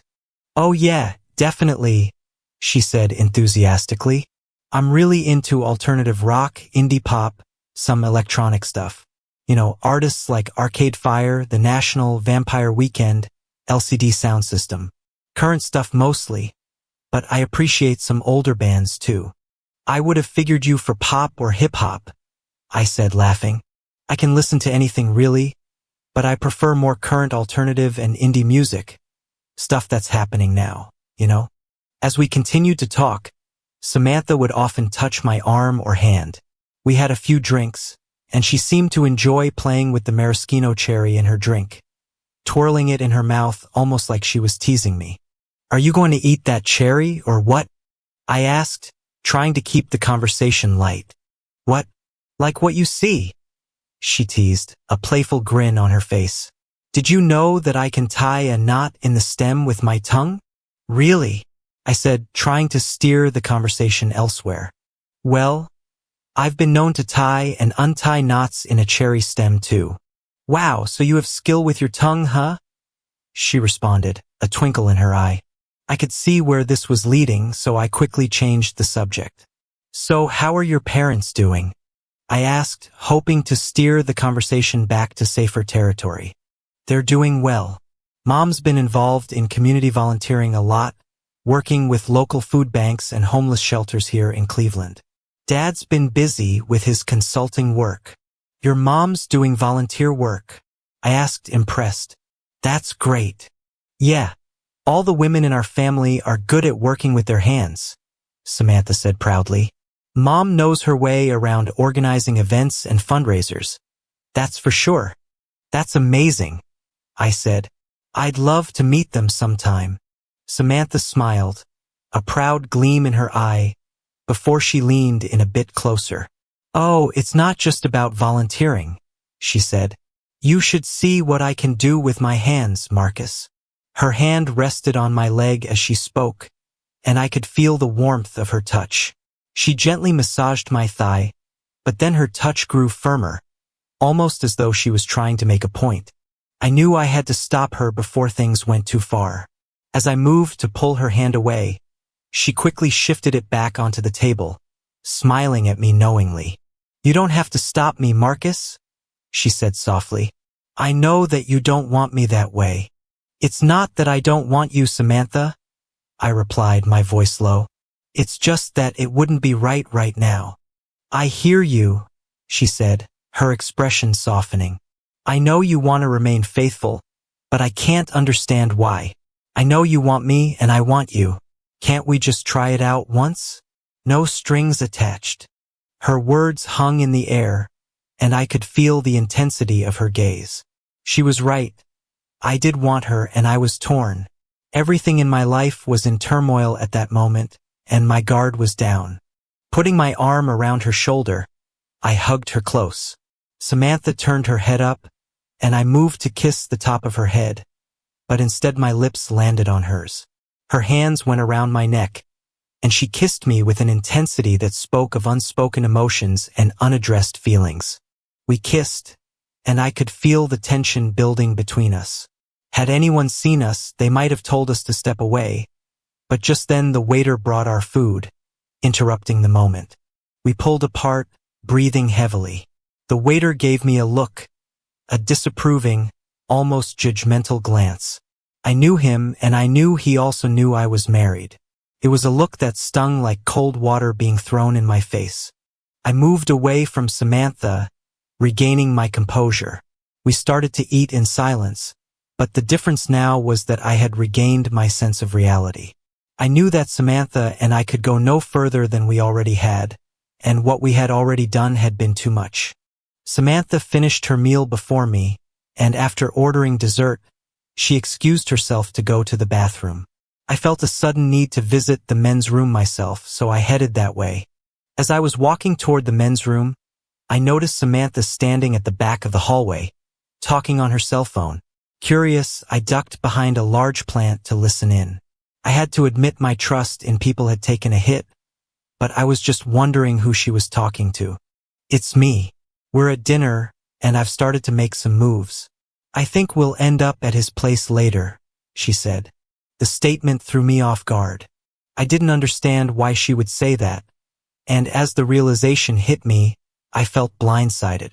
Who was she talking to? It became clear it had to be Victoria, but why would she be talking to my wife? I know he's been resistant to my advances so far. How can you be so sure he'll cheat on you? Samantha continued, her voice unsure. He's been really careful and faithful to you, even with everything that's happened in the past weeks. I stood there, stunned, unable to believe what I was hearing. Suddenly, everything made sense and nothing made sense at the same time. Well, if you're there by 9, they'll have him in a compromising position, and you can get the pictures you need, Samantha said reluctantly. I can't believe you want me to do this. I don't understand, Victoria. I like Marcus more than I thought, and doing this, I just don't feel right. It became clear I had been set up. Samantha seemed to be struggling with this, and I realized she might not have wanted to go through with it, at least not completely. Her words were filled with doubt. She seemed to care for me in a way, but the whole situation was becoming impossible to navigate. Samantha, I'm going to go through with this, but I think you're wrong. What you're trying to do is wrong, she continued, sounding conflicted. 2 wrongs don't make a right. Marcus told me that. You setting him up like this is just wrong. Besides, I'll have to work with him after this all blows up, and I'm not sure I'll be able to. You're not only messing with his mind, you're messing with my career. If things go bad, you'll still end up divorced and I could be out of a job. I really think you need to rethink this. Samantha was genuinely concerned, and she was trying to talk Victoria out of the plan. I wished I knew the full extent of what the plan was. From what I could gather so far, Victoria had put Samantha up to making a move on me, though I didn't understand why. Hints from the conversation were sending warnings my way, but I just didn't have enough to figure out why or what. Besides that, Victoria, I think I'm falling for him too. I might try to steal him from you after all, she said. That caught my attention. I thought she had already fallen for me. Surprise, surprise. Well, you started this, all your crazy plan may not work. It may backfire on you. I know he's older than me, but I could go a long time and through a lot of men to find someone as good and kind as Marcus. He's also a great guy. You messed up, and dragging me into this was wrong. If you're not careful, you could still end up divorced and losing him. You really messed up, Victoria, and if I see a chance in hell that he'll come with me, I'll take him and run. That was interesting. Of course, one-sided conversations always are more interesting than hearing both sides. After all, the listener can fill in the blanks however they wish. Just remember that this was all your idea. You knew he was getting suspicious, or at least you felt that he might become suspicious. Having me do this as a preemptive strike might have made sense to you, but it still doesn't to me. The only reason I did this was to help you stay married to him. If I knew you didn't love him, I'd have left you out in the cold. I still may. Victoria had put Samantha up to making a move on me. This whole thing had been a planned war to keep Victoria married to me and for me not to leave her. Evidently, Samantha was supposed to get me close to her, and then Victoria would discover me becoming involved with her and use that to even things up. I really didn't know my wife at all anymore that I turned and went into the men's room. I waited long enough for Samantha to finish her call and return to the table before I made my way back. As I approached our table, I noticed Samantha had a severely guilty look on her face. Where were you, Marcus? You had me worried. What did you think? I'd leave you with the bill or something? I care for you, Samantha. I'd never leave you hanging. I just had to visit the men's room, that's all. Oh, sorry. When I came back and you were gone like that, I thought you might have run out on me. Does that happen often? No, never. I thought that maybe I had scared you off with my touch earlier. I knew that I had to get Samantha to relax. I had an idea in mind, and I knew how I needed it to work out. So I was gonna play the game. I was gonna let Samantha get me closer to her, but maybe not quite like they planned. Your care is what's keeping me going right now, Samantha. I'm lucky to have found someone so beautiful and kind. Someone who can help me out in my time of need. I've always respected and cared for you too, Marcus. More now than ever. I'm a very lucky man then. Samantha moved close to me and we shared a kiss. It wasn't quite as intense as our first kiss, but it was warmer than a friendly one. As we ate our desserts, I began to feed Samantha bites of her ice cream. It was a playful type of gesture, and I never knew how much of a turn-on it could be. By the time our desserts were finished, we were both feeling more than just friendly.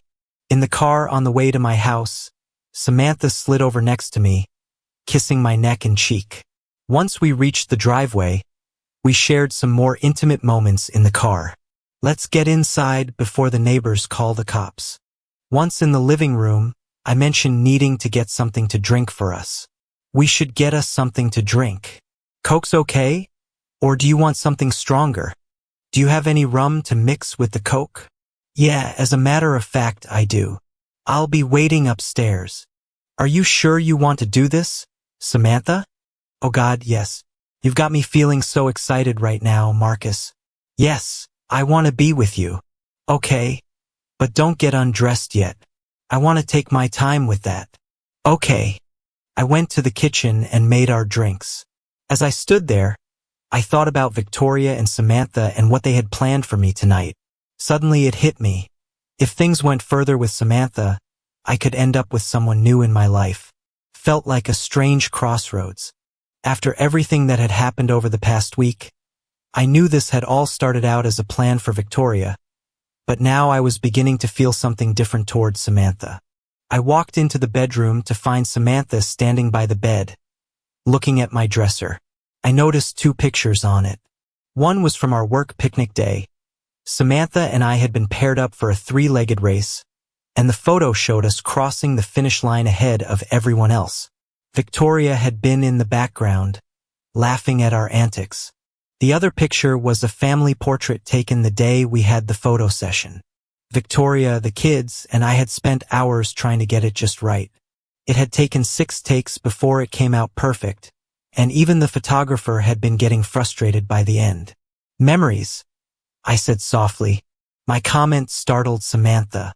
I didn't know you had that picture from picnic day. You always keep it there. Yes, it was a happy day for me. Me too.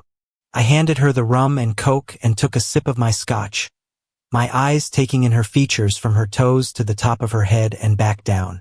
Samantha looked guilty for a moment. Then I saw a certain longing in her eyes. She set her drink down on the dresser and moved closer to me. I'm going to show you how much I care about you, Marcus. I really want to. No, I need to tell you something first, I replied. I didn't want her to give herself away to Victoria. Not now. I wanted to make her think a little before letting her off the hook. Samantha, I've been attracted to you for a while now. I even think about you when I'm not with you. Now that I know how much you care about me, it just feels so good. She smiled. I care about you too, Marcus. Let me finish.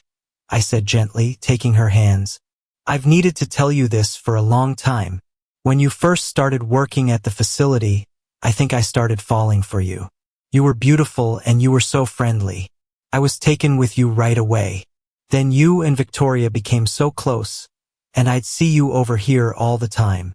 The more I saw you, the more I felt drawn to you. Samantha's face showed some discomfort, maybe even fear at what I was saying. I knew it wasn't easy to hear, but it was mostly the truth I hadn't fully admitted to myself before. But even though I felt that pull, I also knew in my heart that as a married man, I could never act on it in the way I might want. Marcus, please, Samantha started to say. I stopped her. Not yet. Just let me finish. I pulled her closer, taking her hands in mine, and kissed her softly. I pulled her close to me and kissed her, pulling back to look into her eyes, trying to understand her thoughts. Samantha, these last days have made me realize that you care for me in a way that could mean we could be something together. Our connection could elevate us both, and our feelings for each other could last forever. I truly want to be with you, Samantha. I really do love you. Tears started to run down her cheeks, and she pulled back from me, moving so that the door of the bedroom was behind her, offering a clear path to freedom. I knew what she had to say even before she said it. Marcus, I can't do this, she said, her voice trembling. Victoria put me up to most of this. She wants to catch you with me. What? I said, confused. Please, let me finish before you get mad at me, she pleaded. I do love you, Marcus. I discovered that over the past few days, and now I feel so guilty. I can't keep doing this. Not for anyone, especially not for Victoria. What I'm trying to say is I love you. I really do. I don't want this to continue under false pretenses. I want us to be real. I want you for myself, but not like this. I almost smiled at her distress.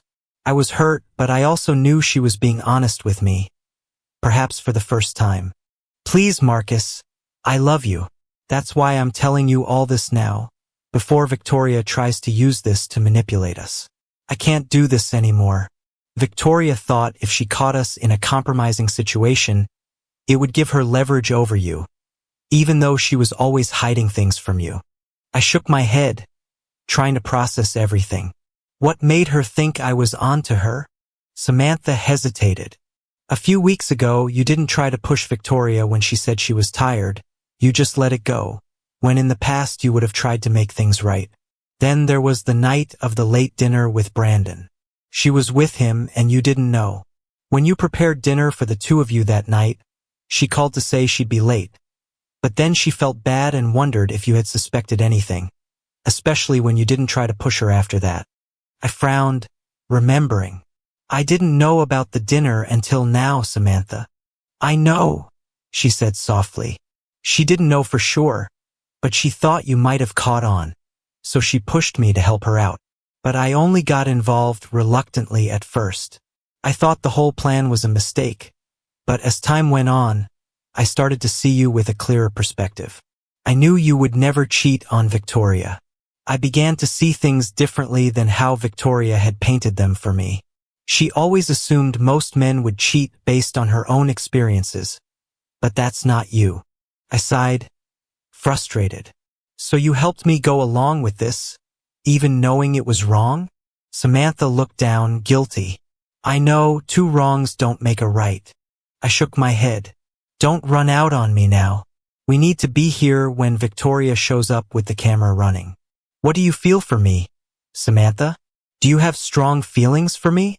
I do. I love you, and I know what I've been doing is wrong on so many levels. You love me. Will you help me then? Samantha was becoming increasingly nervous, confused. I don't understand. Help you with what? Victoria expects to find us in an intimate situation soon, doesn't she? Well, yes, but I've seen you vulnerable before. You say you love me, so why not go along with this? I don't understand. I believe you when you say you love me, even though you've been lying to me and trying to get me to help Victoria. I still have the same feelings for you. Will you help me with Victoria? A look of realization crossed Samantha's face as she began to understand. Oh my God. You want her plan to work, don't you? You want her to catch us in a compromising situation. But why? This isn't about Victoria anymore, Samantha. All this drama has been just a setup for Victoria. She's been manipulating me to make me cheat, so she could use that as leverage to control me. She wants to catch me in the act, then point at me and call me a cheater. She thinks that if I'm just as guilty, I'll accept everything, but I won't. I can't.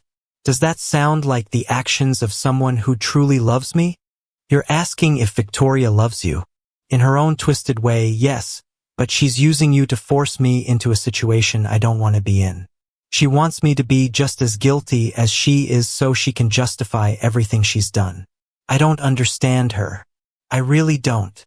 When she first cheated, I think it started her down a path she couldn't reverse.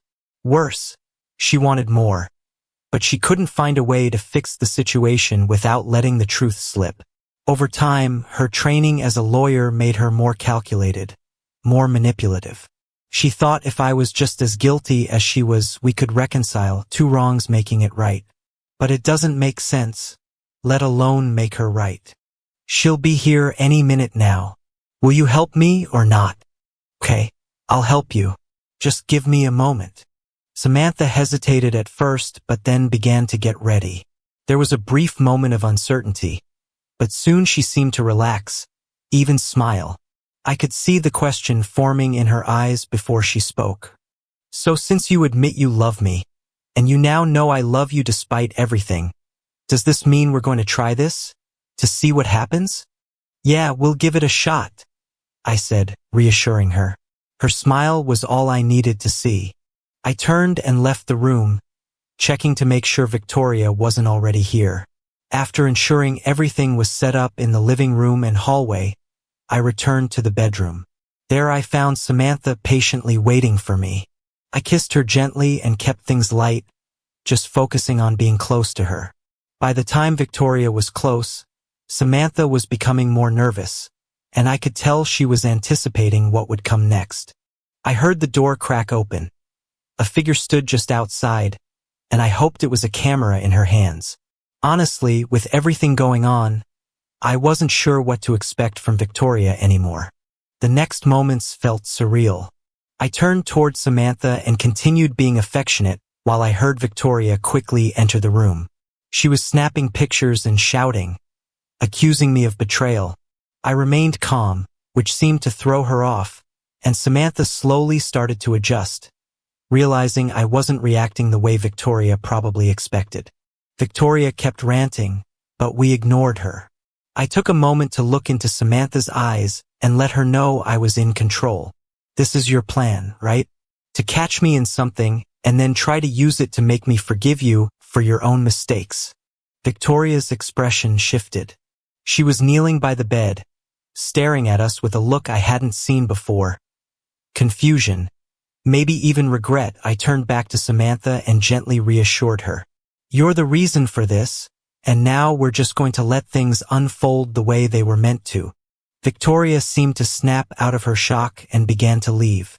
Her camera dropped to the floor as she walked away, leaving us to deal with the aftermath.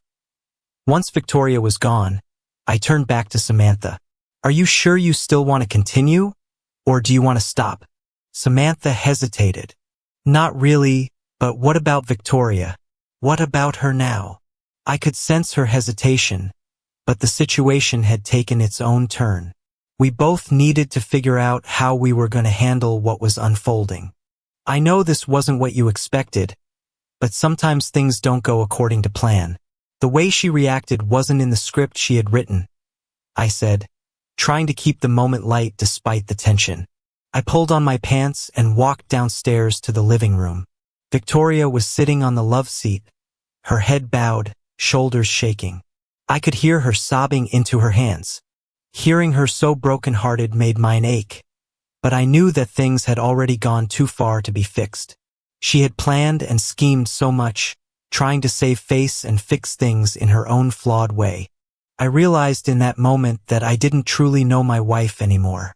That thought hit me hard. I'm sorry, she said, her voice thick with emotion. Sorry? I'm the one who cheated on you. I'm the one who made plans to make it look like you were the one caught. I'm the one who threw everything away. What do you have to be sorry about? I replied, feeling a mix of frustration and sadness. I'm sorry that I carried through with it, even though I knew what would happen. I didn't want things to turn out this way, she said, her voice quiet, almost ashamed. You knew? I asked, surprised. I figured it out mostly, not until the very end, though. Turns out Samantha has feelings for you. She thinks she loves you, and I think I care for her. But what you did, your plans and your willingness to lie to me, well, that makes it harder for us to even think about a future together. Just like what you've done makes it harder for us to be anything more than what we are now. I really messed up, didn't I? She asked, her voice soft, almost pleading. Yes, you did, Victoria. For the life of me, I still don't understand it. You could have come to me at any time. You could have told me what you were feeling. If you had, I would have understood. We could have worked through this together. But instead, you went outside our marriage for fulfillment. I don't get it. You're intelligent, educated. I thought you loved me more than that. It's a mess now. What do I do? She asked, almost lost. You'll keep doing your job, you're good at that, and people respect you. I won't ask you to make this about infidelity anymore. Let's just call it what it is and move forward. I don't want to punish you any more than I already have. I'm just tired, Victoria. I want it to be over. This past week has been difficult for both of us. For you, it's been the last year or so. For me, it's been like I've been torn apart inside. I said, feeling the weight of everything that had happened. I know you've read my diaries, but let's not go there right now. Victoria looked at me, still trying to make sense of everything. I thought I could control things, that if I made you feel guilty, I could fix things. But now I see how wrong I was. How could I have thought that? It's over now, Victoria. There's no fixing it. The plan you had with Samantha, it's just too much. I think by the time all this blows over, I won't want to see or be reminded of you for a long time. I paused, then added, but there will always be a place in my heart for the years we spent together. The good times and the love we shared, the years we had before all of this.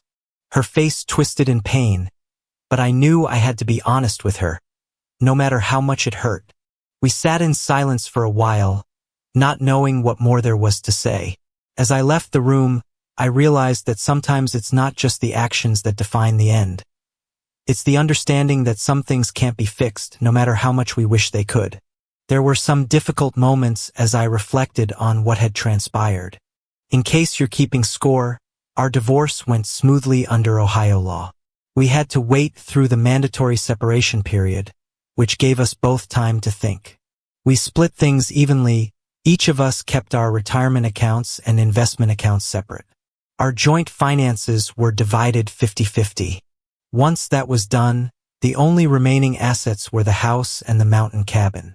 I ended up with the cabin, and Victoria took the house. Since the house was valued significantly higher than the cabin, the difference was settled in cash, which was deposited into my account. Tyler and Ashley struggled with the divorce initially, but family counseling helped them process their feelings about the separation. They split their time between Victoria and me, and while it was difficult at first, they seemed to understand that sometimes adults make decisions that are hard but necessary. Tyler graduated and went off to college, while Ashley finished her senior year with honors.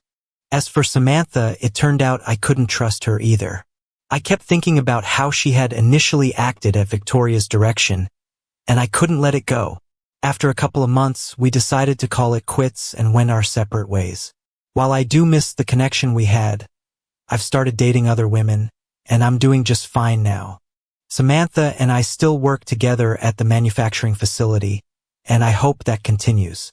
Our professional relationship is solid, and we've both moved past the personal complications. I'm sure that one day I'll find someone else to love and cherish, and I hope they're nothing like Victoria or Samantha. As for Victoria, she's been having a rough time. She doesn't date at all, and I think she still holds on to the hope that I'll come back to her eventually. She seems to have trouble understanding how her actions, her dishonesty, and her choices hurt me and led to the end of our relationship. The whole experience taught me that trust, once broken, is incredibly difficult to rebuild. Both Victoria and Samantha had deceived me in their own ways, and even though Samantha ultimately chose honesty, the foundation of deception made it impossible for me to fully trust her. I know what I'm worth, and I know what I deserve. That knowledge, hard-won though it was, has made me a better man. Thank you for your viewing. See you next time, and if you enjoyed this, subscribe to JK Tells a Story for more tales.